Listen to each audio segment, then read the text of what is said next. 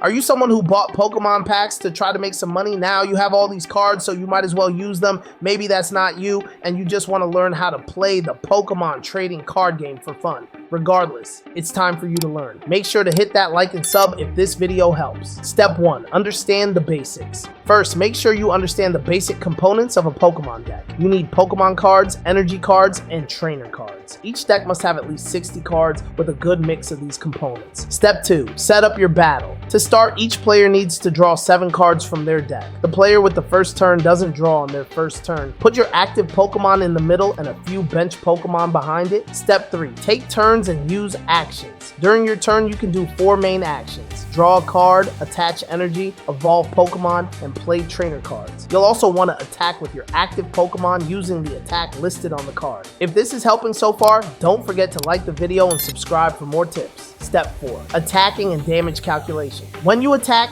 check the damage of your Pokemon's move and see if it's enough to defeat your opponent's Pokemon. You also need to consider weaknesses and resistances to figure out how much damage you'll actually do. Step 5. Knock out opponent's Pokemon. When a Pokemon's HP reaches 0, it's knocked out. You take a prize card for each Pokemon you defeat. The first player to draw all 6 prize cards wins the battle.